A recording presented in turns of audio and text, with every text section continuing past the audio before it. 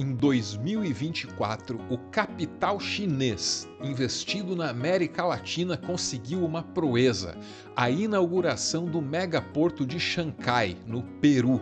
Embora o noticiário brasileiro não tenha dado muito destaque, essa estrutura gigantesca pode ser parte de uma revolução no comércio global. Primeiro, porque esse porto pode reduzir em até 10 dias o tempo de transporte marítimo entre a Ásia e a América do Sul. Segundo, porque ele foi construído pela estatal chinesa COSCO, que é uma sigla para China Ocean Shipping Company, a empresa chinesa de transporte marítimo. Custou 3 bilhões e 600 milhões de reais. Nos Estados Unidos, esse porto ganhou muito mais destaque na mídia.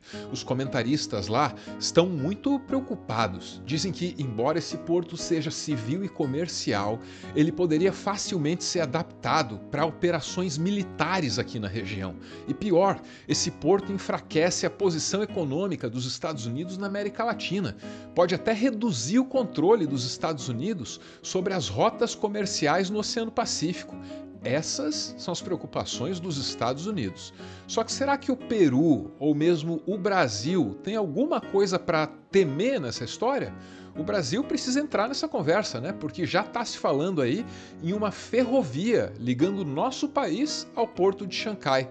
Faria sentido para vários setores da economia brasileira e até para os interesses chineses, que estão investindo pesado aqui no Brasil.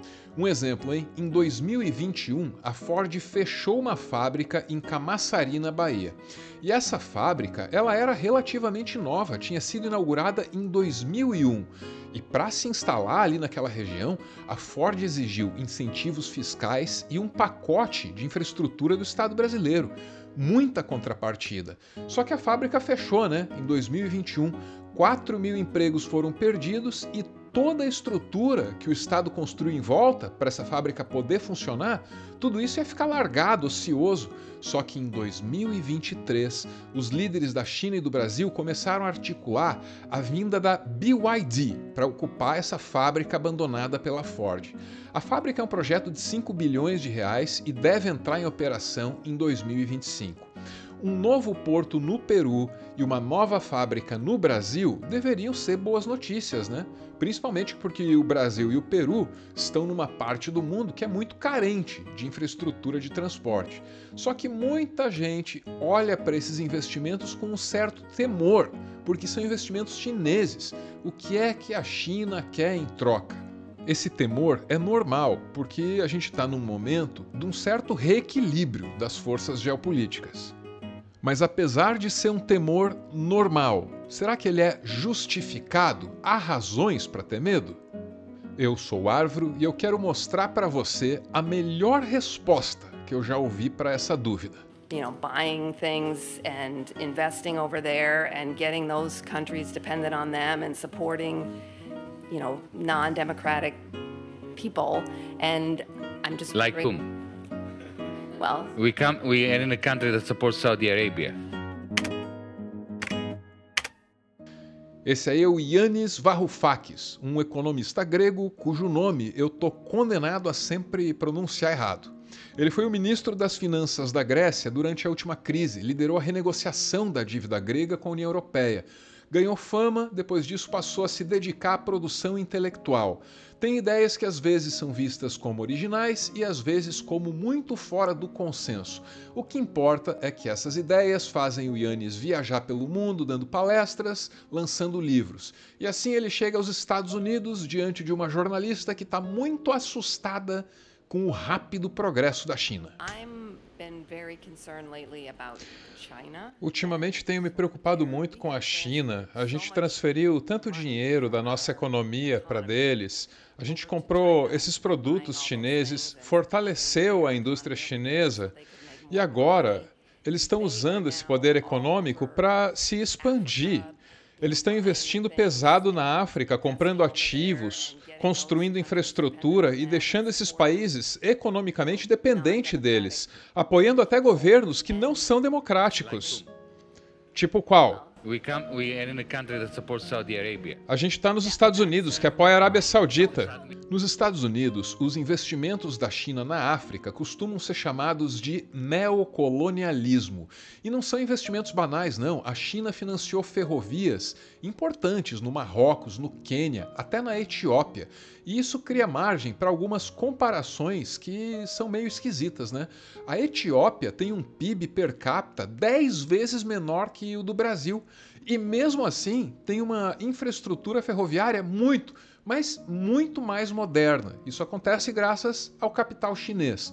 Os Estados Unidos, claro, ficam muito preocupados. E a jornalista que está presente na palestra do Yannis ajuda a gente a entender qual é dessa preocupação. Eu estou preocupada porque nós criamos esse poder econômico que a China tem agora e eu tenho medo que eles usem isso. Usem contra nós, usem contra os melhores interesses de muita gente. Eu quero tranquilizar você, não se preocupe com isso. Simples assim. E eu quero explicar por que você não tem que se preocupar. Mas continue. Sabe, eles estão na África e eles estão emprestando dinheiro para esses países construírem portos. Construírem o quê? Portos. E qual é o problema? Países precisam de portos. Mas eles estão deixando as pessoas dependentes deles. Eu sei, é o mesmo que nós fizemos. Não é. Eles são muito mais humanistas do que os Estados Unidos jamais foi.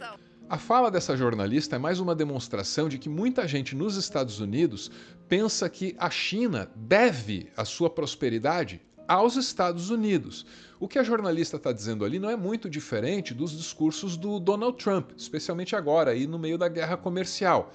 Como é que o Yannis lida com isso? Primeiro, não foi a China que obrigou a Apple a ir até Shenzhen para produzir seus iPhones. Foi o Steve Jobs que decidiu fazer isso, para reduzir os custos e aumentar as margens de lucro da Apple. Segundo, não foi a China que forçou os Estados Unidos a vender parte significativa da sua dívida externa para eles. Na verdade, os Estados Unidos buscaram esse financiamento. E se os chineses não tivessem comprado esses títulos, a economia dos Estados Unidos ia estar com problemas bem sérios. Eu falei sobre isso na minha palestra. Em 2008, durante a crise financeira global, foi a China que ajudou a estabilizar a economia mundial ao expandir rapidamente seu crédito interno, evitando que a crise se transformasse em uma nova Grande Depressão. Então, as economias dos Estados Unidos e da União Europeia e da China estão profundamente interconectadas. Se a gente não reconhecer isso e não trabalhar juntos para manter essa relação, bilhões de pessoas ao redor do mundo podem acabar sofrendo. E com isso ele responde àquela ideia, àquela tese de que a China só é rica graças ao mérito dos Estados Unidos. Mas tem a segunda preocupação da jornalista, que é com a democracia. De saída, o Yannis já tinha apontado que essa preocupação é contraditória, já que os Estados Unidos têm parceiros que estão longe de ser democráticos, tipo a Arábia Saudita. Só que o que mais ele tem a dizer sobre essa preocupação? Em primeiro lugar, ele tenta explicar que, embora trabalhem num regime de partido único, os políticos chineses estão muito mais sujeitos ao escrutínio público que os seus colegas aqui no Ocidente. Os políticos chineses precisam prestar contas do que fazem e podem ser retirados dos seus cargos com facilidade se ficar provado que são corruptos ou incompetentes. Nem mesmo Xi Jinping está livre de protesto na rua. Na pandemia, muita gente não gostou do isolamento social que foi imposto pelo governo. Aconteceram manifestações em Xangai. É claro que no fim a China acabou se saindo muito melhor que países que relaxaram com a Covid. Só que isso mostra que há margem sim para cobrar as autoridades, até publicamente, na rua. Uma cobrança que é mais forte no nível regional. Eu preciso te dizer que, no meu entendimento, a China faz um experimento social muito interessante, porque no nível local, no nível regional, você tem vozes que se expressam democraticamente, no nível local e regional, com histórias de sucesso em que populares conseguiram derrubar autoridades locais, burocratas locais, que se mostraram corruptos ou incompetentes, fizeram isso ou aquilo. Ou seja, embora vivam num regime de partido único, os políticos chineses estão sujeitos ao que os Estados Unidos chamaria de accountability, o que significa que os gestores chineses precisam prestar contas, precisam estar sujeitos a mecanismos de controle e transparência e podem sim ser responsabilizados pelos seus vacilos. Só que a melhor defesa da China aqui não vem nem do Yanis, vem do banqueiro André Esteves.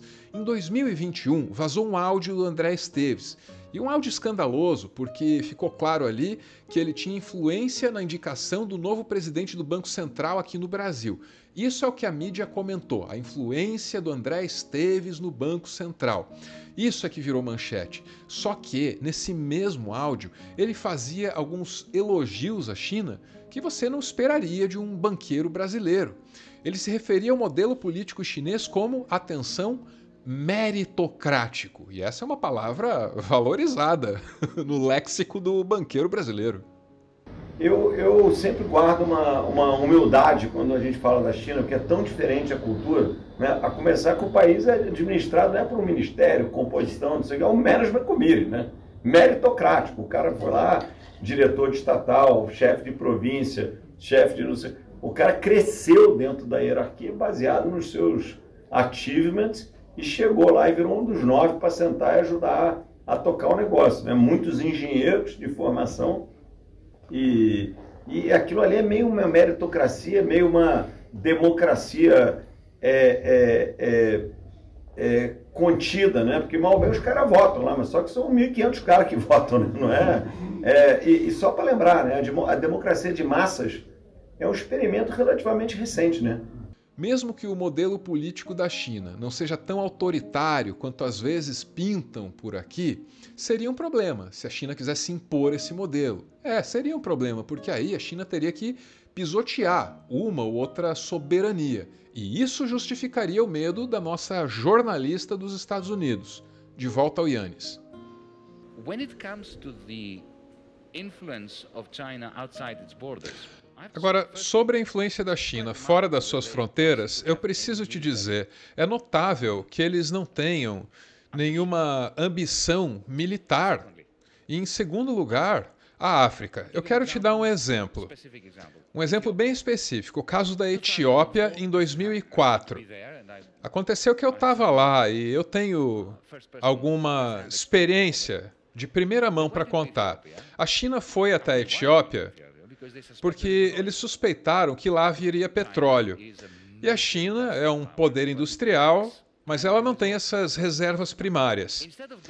E aí, ao invés de ir para a África com tropas, com colonialismo, destruir o país, matar um monte de gente, como o Ocidente sempre fez pelos últimos 100 anos, o que a China fez foi ir até a Etiópia e dizer ao governo: a gente está vendo que vocês têm um problema aqui com infraestrutura.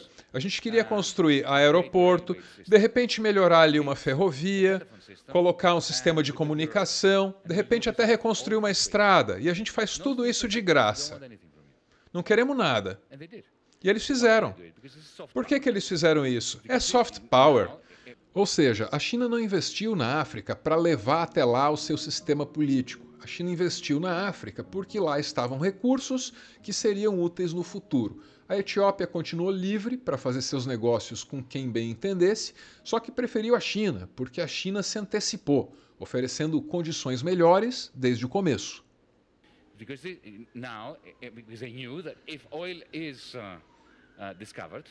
Eles sabiam que se o petróleo fosse descoberto, e foi descoberto, o governo da Etiópia estaria muito mais aberto para as empresas chinesas que chegassem lá. Eles nunca combinaram o investimento deles com um viés imperialista. Para ficar com o petróleo da Etiópia, a China constrói infraestrutura, se aproxima do governo, das empresas, depois pede prioridade nas negociações. Nenhum poder militar é usado, mas nada disso significa que a China seja boazinha com seus parceiros comerciais. A China tenta negociar condições melhores para a China, e quem faz negócio com ela precisa saber argumentar a favor de si mesmo. O Yanis conta uma história dele como ministro na Grécia.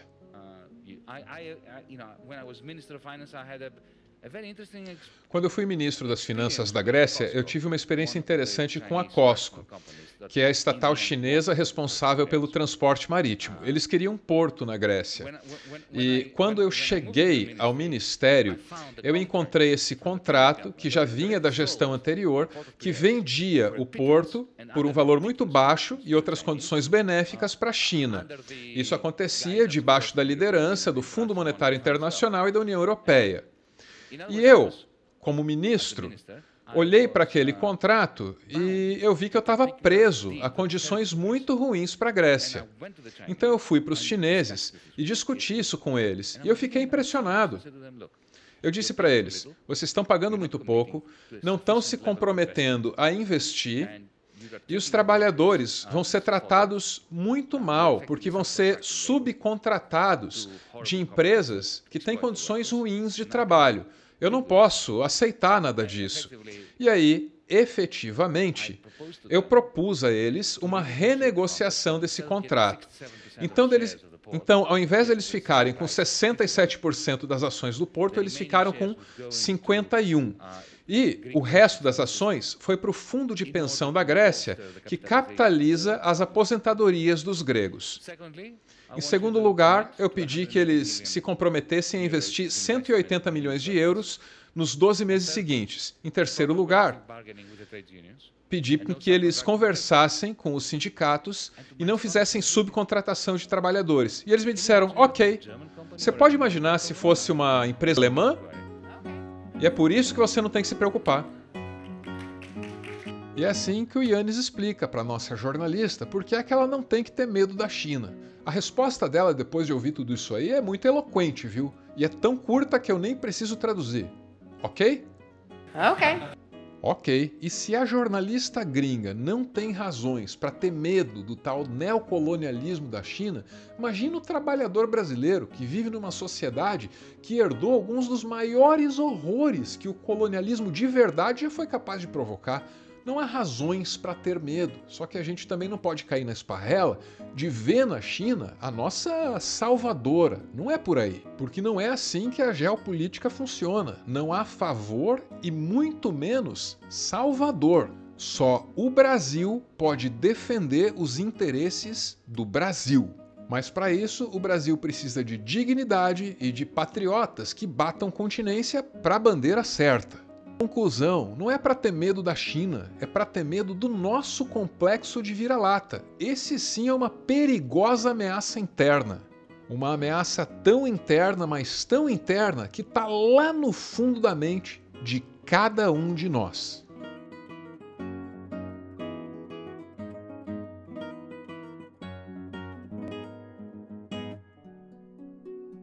Muito obrigado por ver esse vídeo até o final. Insisto muito nessa questão do complexo de vira-latas, tão precisamente identificada por Nelson Rodrigues, que quando cunhou o termo só queria escrever sobre futebol. Eu insisto nisso tanto assim porque eu sei que é um problema cultural e, como tal, afeta a cada um de nós. O complexo de vira-latas, acredite, ele está em mim e está em você também. E se a gente não se vigiar, ele se expressa da pior forma. Limita o quanto a gente pode sonhar com um país melhor. Então vamos ficar esperto, né, pô? Valeu!